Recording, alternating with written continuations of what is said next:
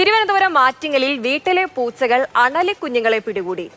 തുമ്പിക്കോട്ടുകോണത്ത് നിഷയുടെ വീട്ടിലെ നാടൻ പൂച്ചകളാണ് 1 മണിക്കൂറിനുള്ളിൽ 8 പാമ്പുകളെ പിടിച്ച് സ്റ്റാറായത്. നിഷയുടെ വീടിന് സമീപത്ത് കാടുകയറി കിടക്കുന്ന പുരയിടത്തിലാണ് പൂച്ചസാറിന്റെ ഷോ. ഇവിടെ കണ്ട ഒരു പുരയിടത്തിൽ നിന്ന് ഇറങ്ങി വന്ന അണലിക്കുഞ്ഞുങ്ങളെ നമ്മുടെ പൂച്ചസാറ് പാതി ഉയിരാക്കിയിട്ട് കുറെ എണ്ണത്തിനെ കൊന്നു.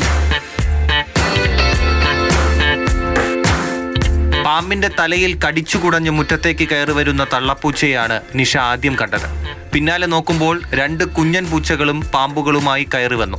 തിരികെ പോയ തള്ളപ്പൂച്ച വീണ്ടും പാമ്പിനെ പിടിച്ചുകൊണ്ടുവന്നപ്പോൾ നിഷ മറ്റുള്ളവരെ വിവരമറിയിച്ചു. പാമ്പുപിടുത്തക്കാരനായ വെഞ്ഞാറമൂട് സ്വദേശി രാജേഷ് എത്തി.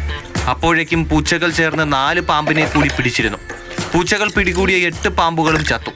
പുരയിടത്തിൽ അവശേഷിച്ച 3 പാമ്പിൻ കുഞ്ഞുങ്ങളെ രാജേഷ് ജീവനോടെ പിടികൂടി.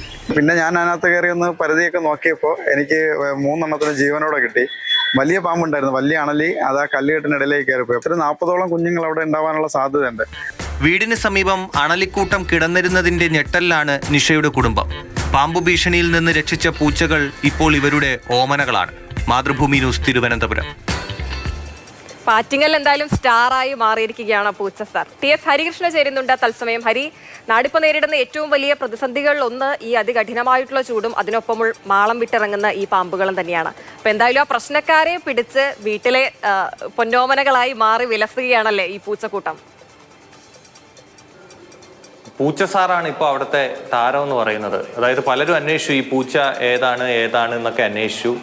അപ്പോൾ ആ പൂച്ചയുടെ ദൃശ്യങ്ങളാണ് നമ്മൾ പ്രേക്ഷകരെ കാണിച്ചത്. അതായത് ഇപ്പം നമ്മുടെ വീടുകളിൽ ഈ വളർത്തു നായ്ക്കളായാലും വളർത്ത് പൂച്ചകളായാലും ഉള്ളത് ഒരു സഹായകരമാണ് ഇങ്ങനെയും കൂടി ചിന്തിക്കുമ്പോൾ. അതായത് അവർ നമ്മുടെ ഓമനകളാണ്. അതിനപ്പുറം ഇപ്പോൾ ചൂടുകാലം ആയതുകൊണ്ട് ഒരുപാട് ഇഴജന്തുക്കൾ ഭീഷണിയാണ് പല വീടുകളിലും, പ്രത്യേകിച്ച് ഗ്രാമപ്രദേശങ്ങളിലൊക്കെ. അപ്പോൾ അങ്ങനെയുള്ള സ്ഥലങ്ങളിലൊക്കെ ഈ പാമ്പായാലും അങ്ങനെ ഇഴജന്തുക്കളെ കാണുമ്പോൾ ഇത് റിയാക്ട് ചെയ്യും. പൂച്ചയായാലും നായ്ക്കളായാലും പ്രതികരിക്കുമെന്നുള്ളതാണ് വളരെ പ്രധാനപ്പെട്ട കാര്യം.